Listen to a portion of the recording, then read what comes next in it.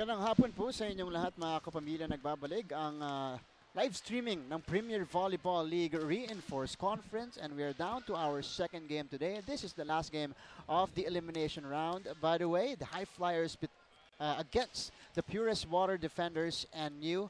Yan po ang ating second game today. If you guys weren't able to catch the first game, the Cool Smashers winning their last game of the tournament over the Navy Lady Oragons in that game, winning it also in straight sets despite not having key personnel for their team. And that leads us to our second game today, a key matchup before we end the elimination round. Muli, nagbabalik tayo dito sa Phil Oil Flying V Center for the live streaming.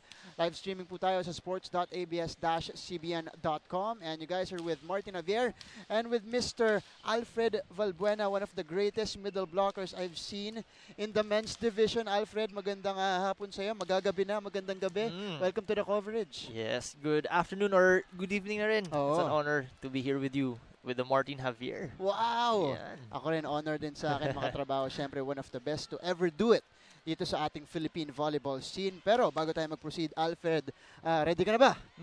Ready na? Ready na ako. Ikaw ba? Ramdam ko na yung energy mo, Alfred. Ready na tayo dito? Tara, game!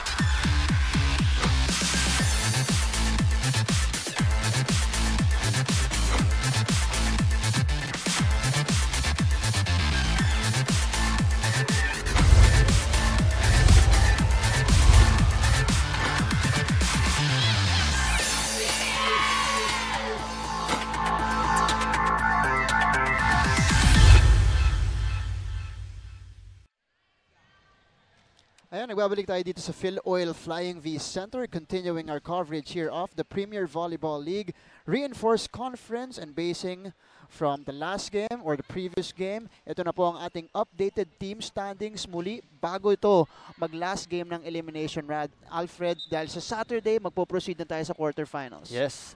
The Cool Smash, as you can see, has the solo first spot sa conference natin with 6-1. Dahil sa magandang team chemistry na pinapakita nila every game. Tapos underneath them naman, ang mga high flyers.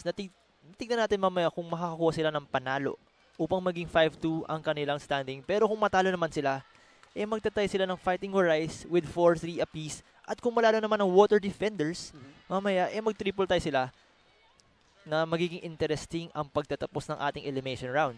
Tapos dikit-dikit na with 3-4 apiece yung Angels natin, Lady Warriors at Perla Spikers. Tapos pinahuli naman yung Lady Oragons. Pero hindi pa huli ang lahat for the Lady Oragons. Na balikan natin yung team format natin, conference format tournament. Na 2 teams after elimination, top 2 teams will advance straight to the semis, waiting sila doon. Right.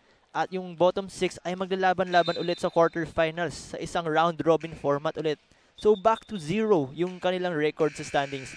At yung top 2 teams after quarters ang kukunin para mabuo ang semifinals cast natin. Tama ka dyan. At ngayon, it looks like the Cool Smashers and the High Flyers are already, in the semifinals. Kaya yung 3-6 natin, or 3-8 pala, yan ang maglalaban-laban sa darating na quarterfinals. But, syempre, alam naman natin yung dalawang kupunang to, ayaw nila palagpasin yung potential win para sa kanilang team. For the High Flyers, they want to keep the winning streak alive.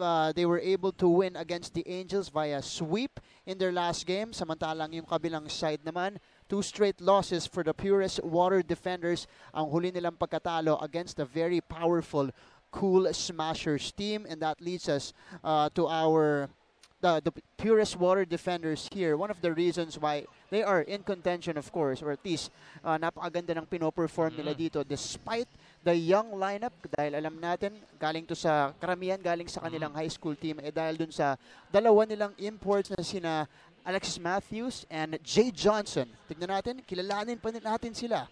Ito yung imports ng Purest Water Defenders of NU.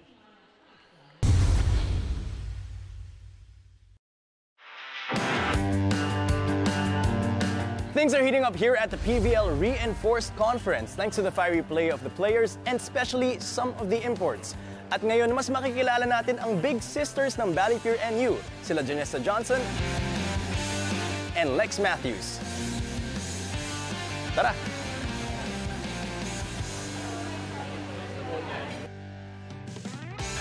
Inangat ni Kagante kay Jay Johnson. Coverage was there pero hindi naangat ng maayos yung bola. Matthews lording the middle on that last play. Tatlong putos na kabante dito na end. So you guys are playing for BaliPure, but how did your career start? Kind of random. My cousin was like my high school's JV coach, and I didn't know that at the time, so she found out I was going there. She's like, oh yeah, you should come out for volleyball. Like, I did basketball for 2 seconds, hated it. Track, also hated it. So I tried this, so I was like, you know what, this ain't bad. So I tried it, the rest is history, now we're here. What about you, Jay? And for me, I started when I was 10. I went to a volleyball game that my college coach at the time was coaching. And I was like, Mom, I really want to try volleyball. And then like she took me to a tryout that he was hosting, and then I tried out and I made the team. And then I ended up going to the college he was coaching at. And then he was like, hey, I know agents, and he got me here, so yeah. Parehong veterano na sa paglalaro sa international leagues sina Lex and Janessa. Kaya naman they are more than ready to share their knowledge of volleyball sa young lineup ng Water Defenders. Talking about the Philippines now, how has your experience been here so far? My team has been very helpful. Everybody's been so welcoming, and you know, the volleyball's still good. Like, you know, we're still trying to get to the best level we can, like still trying to increase our level and everything like that. Well, just the experience that I've learned up to this point, you know, I know that maybe some of them haven't had the experience that I had, so I try to make it easier for them just to give them my feedback. But like, I know it's like pressure for them because they're playing with us older players, and they're, you know, every day at practice we try to work on things, so they're doing a really good job.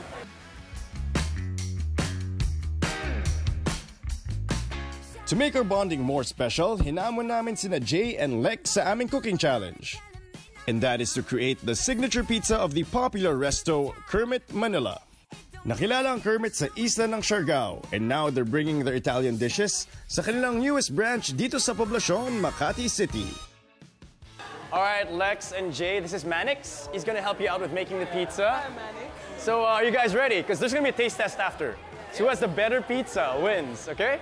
Are you worried at all that she's gonna make a better pizza than you? I mean, you know, I'm not necessarily the cooker, but you know, I'm gonna put my heart and soul into this, so I'm gonna try. I'm gonna try. So are we confident that we're gonna win the challenge, that we're gonna get the best tasting pizza? I like to always give my best foot forward for a challenge and try to overcome, but you know, Because Lex here is pretty confident because she cooks, she bakes. So this is actually new for you guys, you know, bonding experience over cooking, aside from bonding over the but two volleyball court. competitive people in like one area. Yes. I don't know, you know. I should have salt baited. Yeah, you should have. Just like another bounce of. Yeah. All right, guys, so we have your pizzas. It's time for the moment of truth. So, any words about your pizzas? Enjoy it. Okay. Competitive. Right? Okay. I'm gonna try yours first. Yes. It seems like you're very eager. That's pretty good. Crust is lighter. Yeah?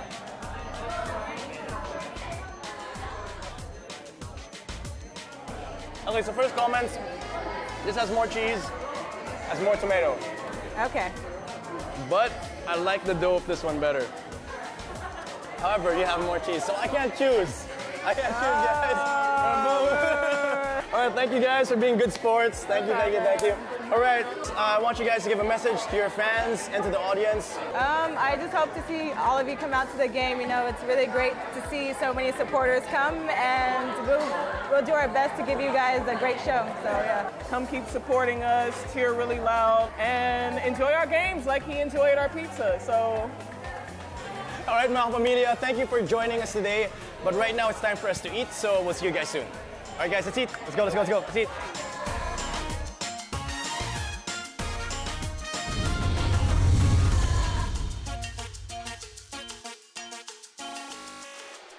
Sarap naman ng pizza na yan. Oo, Diba? Sarap naman.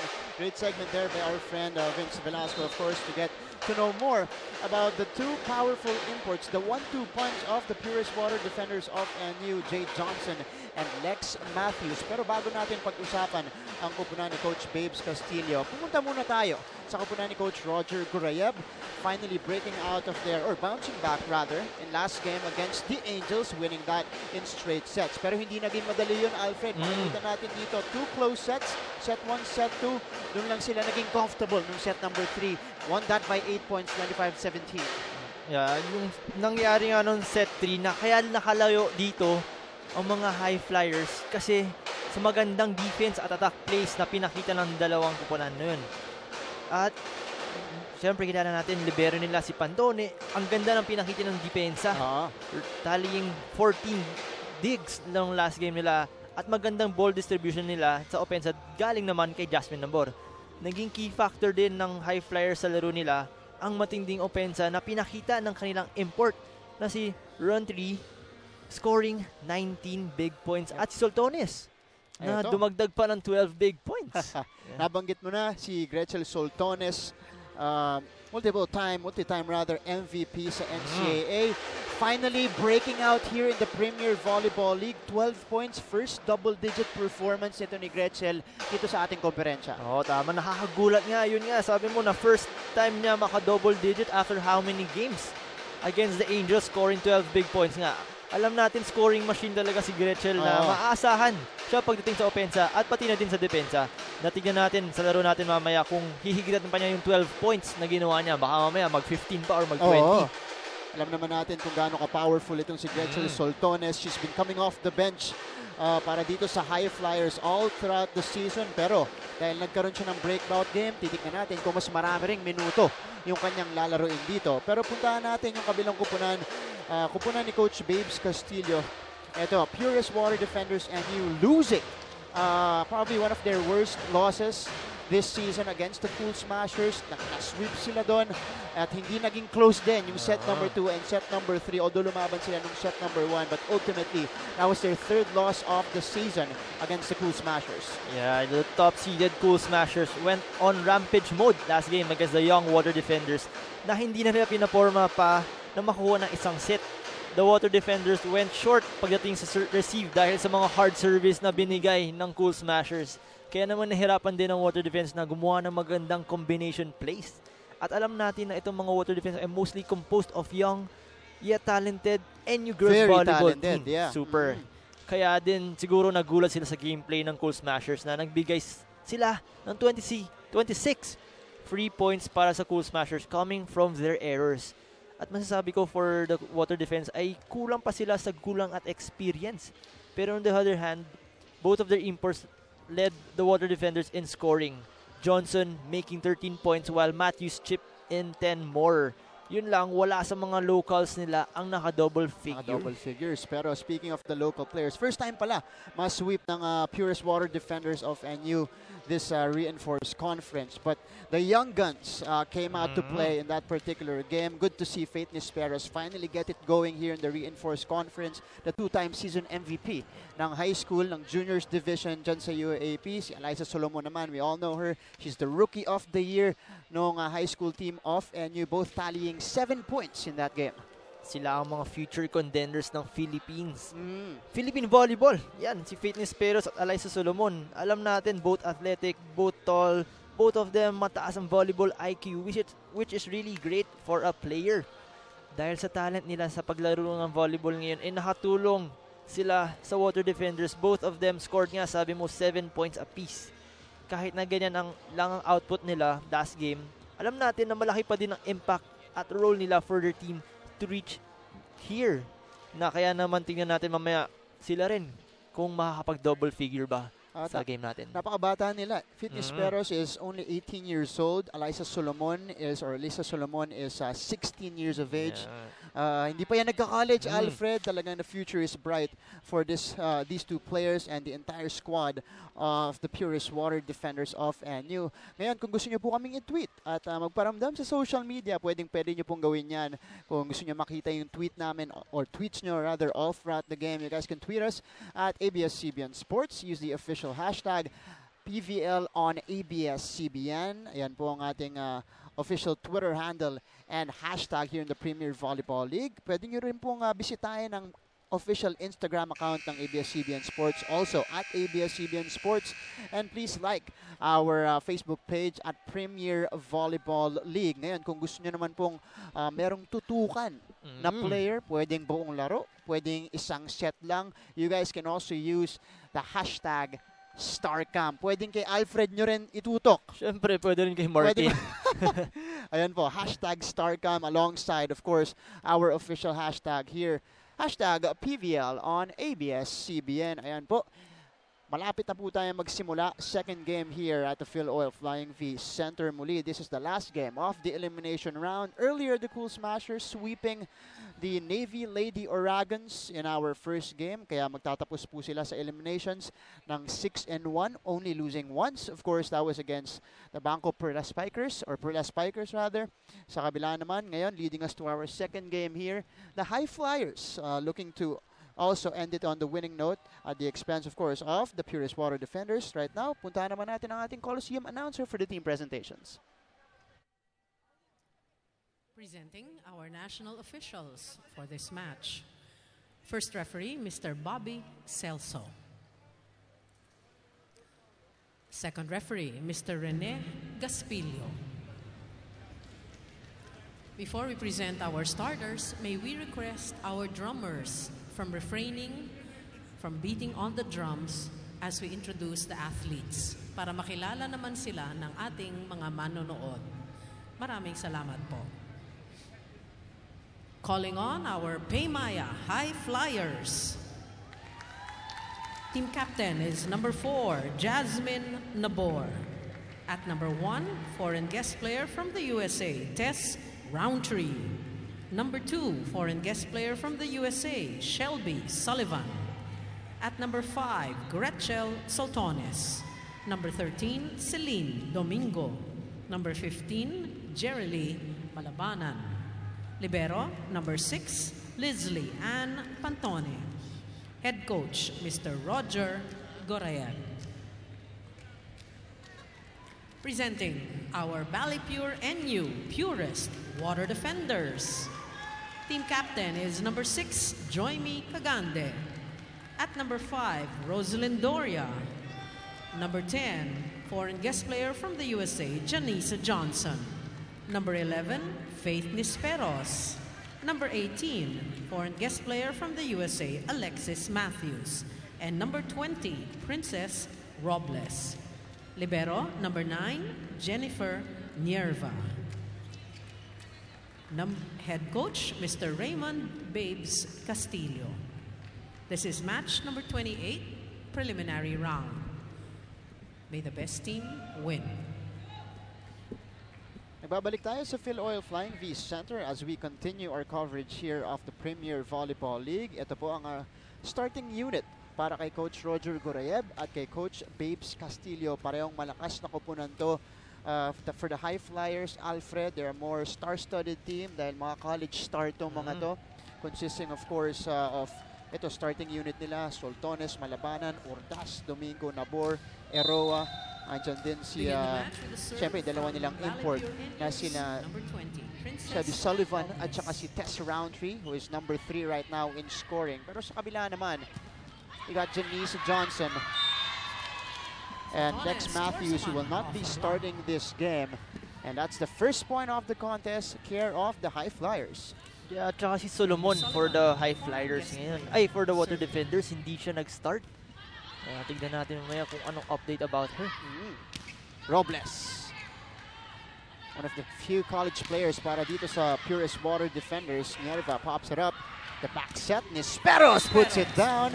Diretso rin na yun. Alam mo itong si Nisperos, talagang maasahan siya. Pagdating talaga sa opensa. Na kahit 3 games pa lang nilaro in this conference, na andun pa rin yung laro niya eh. Kasi coming off from that ankle injury nung back ng palaro, pinapahinga muna siya ni Coach Babes. Kaya parang para patitin dito sa conference na to, malakas siya. Unti-unti, nag-iinit na rin si Nisperos, tallying for 7 points. Pero I have a feeling, medyo na-rattle din sila siguro against the Cool Smashers. Of course, that is a star-studded team. coached by Coach Ty Bundit. Pero pupuntahan natin Johnson, itong with the game nila nose against sweep. the High Flyers. Isa pa tong star-studded team, napakalakas din na lineup. Ano sa tingin mo yung mindset nito mga high school players, of course, at dalawang import ng kupunan ni Coach Babes Castillo? Well, ako dati, kunwari, sumasali sa liga or high school pa lang ako, pero nakakalaban ko yung mga college players. Yung, alam mo, yung may giggle factor ka na gusto mong magpakitang gilas. Kasi, alam mo, idol mo sila, malalakas sila na nakita mo. Para makita mo yung galing mo sa loob ng court, kung nasaan ka ba, na makuha mo yung confidence mo sa paglalaro. Yun yung mindset ko na laban lang ng laban. Kahit matanda sila, wala yan kasi pares naman kayo kinakain, pares naman yung tinitraining, volleyball din nilalaro no. So wala yan. So tingin mo yung magiging factor ngayon, mas gigil ng mga batang to. Siyempre, kalaban mo yung mga veterano dito sa High Flyers team. Domingo hops it across. They go to Janisa Johnson, who goes down the line. Jay Johnson gives him a 3-point lead. Alam natin si Johnson, nung last game niya, 13 points lang nagawa niya na medyo under her usual points. Na she averages usually 17 points per game. Kaya naman ngayon, tingnan natin kung aangat pa. First, Janisa Johnson only scoring 13 points. It's actually one of her season lows dito sa ating konferensya. Janisa is number 8 in scoring right now at 116. Roundtree, the number 3 scorer, straight to the net for Tess Roundtree. An attack error early here at medyo nakikita natin, nagsastruggle dito ang High Flyers, Alfred. Yeah, hindi sila makakuha ngayon ng parang yung communication nila sa loob ng court, wala eh. Yung mga plays na binibigay, hindi ma-play out ng maayos. Roundtree. They pop it up. They go to Johnson again from the other side. Same result for Jay Johnson. Alam mo, Johnson, pag pinainit mo yan, medyo delikado na kayo. Scoring machine, no? 3 points agad ginagawa niya. Sa early set pa lang ng game, first set pa lang, 3 points na. Wow. 3 of the 7 ay tala nitong Purist Water defenders. And look at the defense here by the Water defenders. Robles gives up the free ball. Pantone goes to Roundtree. Roundtree is checked. They go to Johnson again. And Janisa Johnson sends us to our first technical timeout. A dominating start para sa Water defenders. 8-1 for them. First technical timeout, 8. Babalik tayo sa Phil Oil Flying V Center. Kasama niyo pa rin kami, Martin Javier and Alfred Valbuena, covering the second game. Today, it's a commanding lead for the Purist Water defenders of NU. 8-1 start para sa kanila.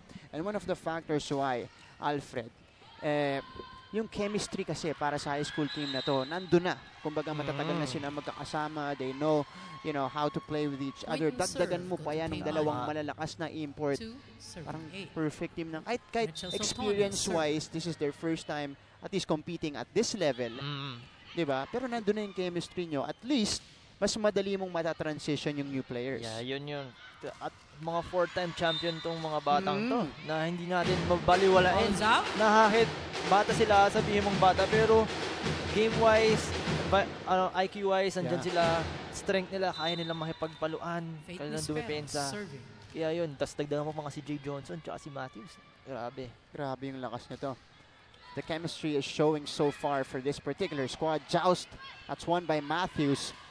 The board fighting though, Roundtree cannot put it down. Nesperos off the blockers. Faith Nesperos. Kita mo si Nesperos, mapalikod, mapaharap, talagang pumapalo, pumapatay para sa Water defenders. Yan yung gusto ng isang coach o isang player eh. Depensa, malakas umatake, may receive. Kasi yun yung mga key factors as a player eh. Magkakumpleto. Beto Ricardos para dito kay Faith Nesperos. Ayun nga lang, at breaks their momentum. Although they're still up by 7 points here, 10-3 against a veteran-laden team like the High Flyers. Let's see if Roundtree can change it up here with a serve. Oh, that's straight to the net. Tess Roundtree with a service error that gives the ball back here for the Purist Water defenders of NU. Jay Johnson, their leading scorer so far, 116 points in 5 games so far para sa Water defenders. That's good for about 23 points per game. Roundtree puts it down. Nice save by Johnson. Matthews. Oh, the tip works. Yeah. Literal tip yun dahil fingertips lang ang tinamaan doon para kay Alexis Matthews. And this is a timeout called early here by Coach Roger Gorayev. Namamagana yung lamang ng Water Defenders NU. Yeah, alam natin si Johnson, kaya rin yan dumepensa for the Water Defenders. She tallied 13 excellent digs nung last game nila against the Angels na syempre, against the Cool Smashers na malaki rin yun for an outside hitter. Na kasi usually, di ba, libero yung papakuhanin mo sa magandang bola. Pero siya, kaya niyang gawin for her team. Lahat gagawin niya para manalo yung team nila Janice Johnson, of course, did everything in that game against the Cool Smashers for her team. She tallied about 13 points.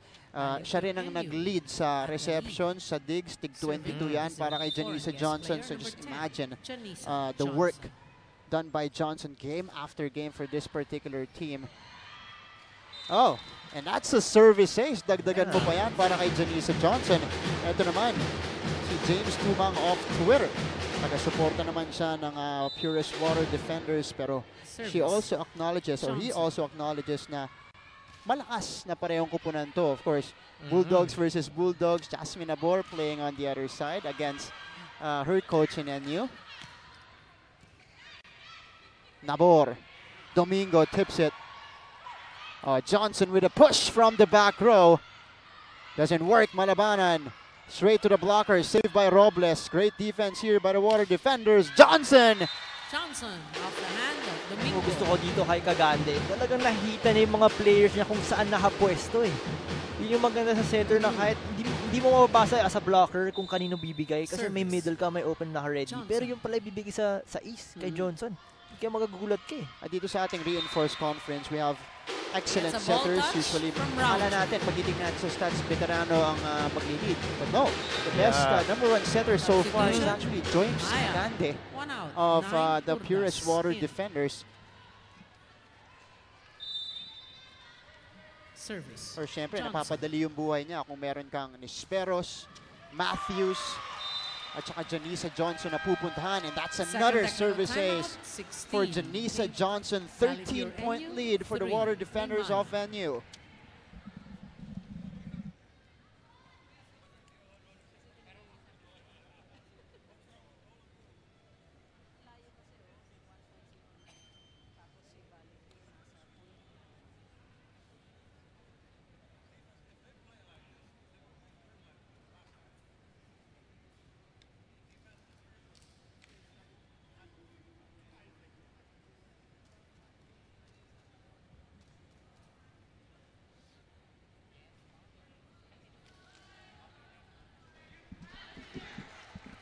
Ito yung previous game ng Water Defenders NU. Nagkaiba lang dito, aces, of course dominated by the Cool Smashers. Diyan nagka-problema, siyempre sa errors din, nagka-problema, 26-12 sa errors. Yun ang kinurek ni Coach Babes Castillo nung kanilang mga nakaraang training for the Purest Water Defenders of NU. Of course, they lost that game. That was their first loss via sweep this season. At nakita mo service aces dito. 10 nga binigay ng Cool Smashers. Na ngayon, ang Creamline number 1 as a team sa conference natin pagdating sa service. 51 aces na. Averaging 2.43%. Taas nun. Because you got great servers there. That was led by Eliza Valdez with 4 service aces in that game. 4 service aces in just 3 sets though. Grabe. 5 to 16. And the lead is down to 11 here. 2 straight points off the timeout para dito sa High Flyers. Jolan and Solomon. Ito na yung hinahanap mo. Si Solomon kasi alam natin she's really starting for the Water Defenders here. Ito papalitan niya si Nisperos. Si Jolan naman papalitan si James Kagande. 11-point lead again for the Water Defenders NU. Said Domingo will start the sequence for the High Flyers. Serving for PayMaya. Let's see if they can make a run of their own. Robles. Oh, diretso sa blockers. But that goes in. Kill block for the High Flyers. Yeah, basadong-basada din yung play ng Water Defenders. Kaya nakaabang na sa open. Kasi nawalan ng receive dito yung Water Defenders. Kaya in-expect na nila na pupunta sa open yung bigay ng bola. Over-received yon. And that's an error again for the Water defenders. Unti-unting umahabol dito ang High Flyers, chipping the lead. It's down to 9 points, 4 straight points para sa High Flyers. Sa Domingo still serving, doing an excellent job at the service line today. Here's Robles. That one straight to the net for Cez Robles. 3 straight points dun galing sa High Flyers na syempre nakakanibago rin kay Nerva. Number 2 siya ngayon sa best receivers with 101 excellent receives with 50.84 efficiency rate. Na mataas yun. One of the top liberos, of course, here in the reinforced conference, yan si Jen Nerva. Pero dito na nagkikick in din yung composure at veteran smarts netong High Flyers using a 5-0 run. Kaya napa-timeout dito si Coach Babes Castillo. So we'll see if the High Flyers can continue this and salvage this set number 1 for them. Pero alam mo Martin, as a team, yes, Water defenders number 1 sila sa liga natin when it comes to receiving. With 43.79% na mataas yun. Oo. Kaya ngayon, ewan ko ba't sila naninibago. That's another poor first ball. Shelby Sullivan straight to the blocker, straight to Lex Matthews there. Going for the kill block. Finally, that breaks the dry spell here for the Water defenders and New. Sila naman ang pumuntos dito. Putting the lead back to 9. Here's Lex Matthews, standing about 6'3" or 6'4". The tallest import here in the reinforced conference. Matthews. Solomon. Off speed doesn't work. They will go to Johnson. Angled hit. Nabor goes to Malabanan. Saved by Johnson here. Oh, Solomon with a nice save. Free ball for the High Flyers. Nabor back set. They're running hit. Medyo na awkward dun si Shelby Sullivan. Babalikan bola para sa Water defenders and New. And that's the point for Solomon. Pero alam mo dito, kahit sino ipasok mo si Solomon o si Nisperos, talagang gagawa sila for the Water defenders na mahirap bantayan eh. Maganda yung ginagawang rotation ni Coach Babes dito sa mga players niya.